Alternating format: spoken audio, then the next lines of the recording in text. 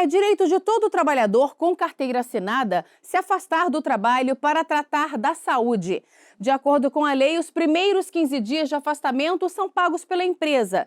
E a Previdência Social assume os pagamentos a partir do 16º dia por meio do auxílio-doença. E, em casos de acidente, o empregado recebe o auxílio acidentário. Na reportagem especial de hoje, vamos saber quais são os direitos trabalhistas do empregado que se ausenta do emprego por motivo de doença e quando é obrigatória a perícia médica. Confira.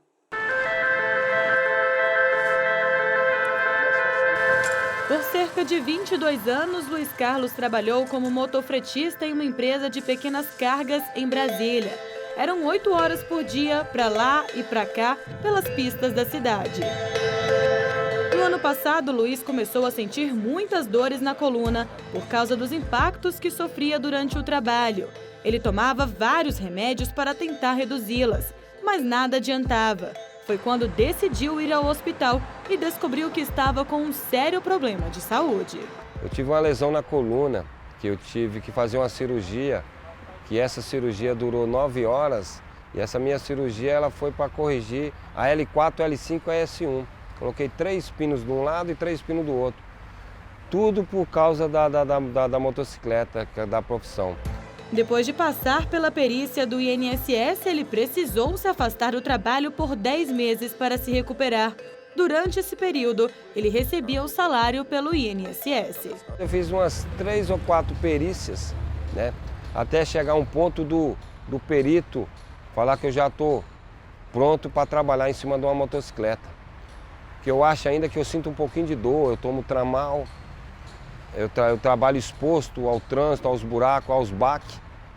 E eu não sei ainda se eu vou ter que continuar trabalhando, voltar a trabalhar em cima de uma moto, ou se eu vou ter que dar um retorno novamente ao INSS. Aí vai depender da minha situação e do meu médico, o que ele vai falar. Quando acontece um acidente ou o trabalhador fica doente e precisa se afastar do trabalho para o tratamento de saúde, é necessário entregar um atestado médico ao empregador para abonar a falta. A empresa é obrigada a pagar o salário até o 15º dia de ausência e a partir do 16º, quem paga é o INSS. Por lei, não existe limite para a entrega de atestados à empresa. Atestados médicos com prazos inferiores, mas desde que no interstício de 60 dias, ou seja, vamos supor, você está com um problema de coluna que te impõe afastamentos de 4 dias, 5 dias, 10 dias, 4 dias, 5 dias. Quando a soma desses dias de afastamento for superior a 15 dias, dentro de um intervalo de 60 dias, os primeiros 15 dias, a regra é a mesma, os primeiros 15 dias vão ser pagos pelo empregador e os demais pelo INSS. Mas e quando o empregado entregar atestados com o mesmo CID, que é o Código Internacional de Doença, em períodos intercalados?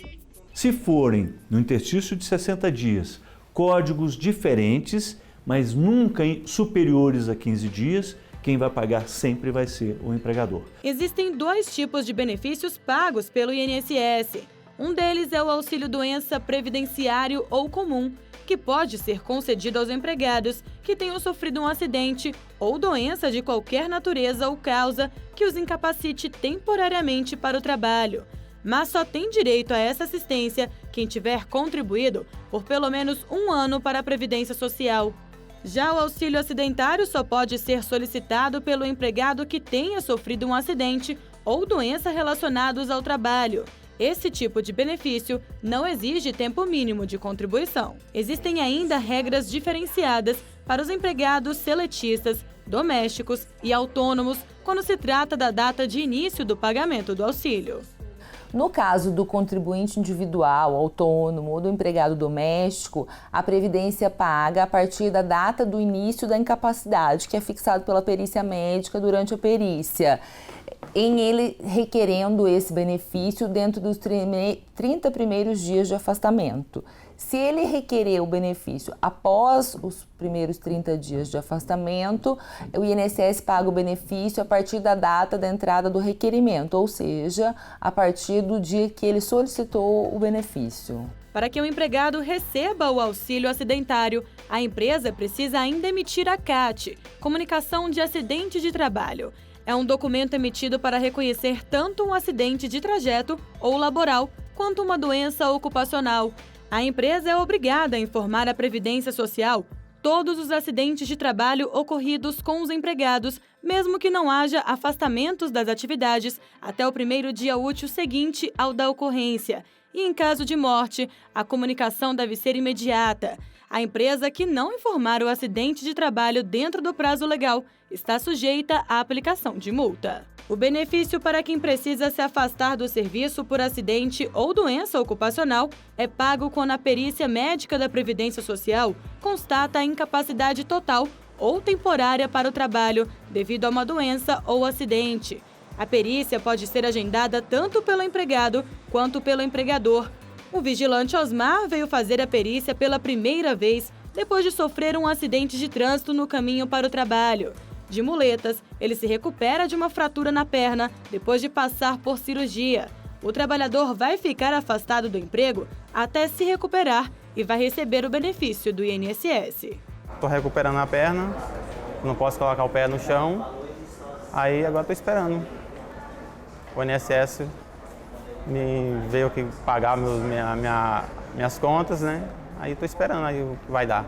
Seu empregado teve que parar de trabalhar por causa de uma doença ou acidente de qualquer natureza ou causa. Ele não tem estabilidade quando retorna ao serviço. Agora, seu afastamento foi motivado por uma doença ou acidente relacionados à atividade laboral, ele não pode ser demitido por um ano. Durante o primeiro semestre de 2017, o INSS pagou cerca de 12 milhões de reais referentes aos auxílios-doença. O valor do benefício não pode ser inferior a um salário mínimo. E o cálculo do benefício é calculado aos 80 maiores valores de contribuição desde julho de 94 até o mês anterior à solicitação do auxílio-doença, que é multiplicado por 91% do salário-benefício, sendo que nenhum benefício é inferior a um salário mínimo e também o benefício não é superior à média aritmética simples das 12 últimas contribuições daquele segurado. Ivan precisou se afastar do trabalho por 2 meses depois de sofrer um infarto quando fazia exercícios na academia. Para ele, o benefício do INSS foi muito importante durante esse período, já que continuou recebendo o salário quando não podia retornar ao serviço. E depois de se recuperar e ser liberado pela perícia da Previdência Social, o empregado já voltou a trabalhar normalmente. Foi um susto muito grande, né? Que nem eu, nem ninguém esperava, né? Acho que nenhum médico, nenhum esperava aquilo. Que eu sempre fiz atividade física, sempre me alimentei bem. Então não tinha nenhuma causa que pudesse ter acontecido isso. Mas agora eu estou aliviado, estou tranquilo, já voltei a praticar todas as minhas atividades normais. E, inclusive, todos os medicamentos também já foram cortados.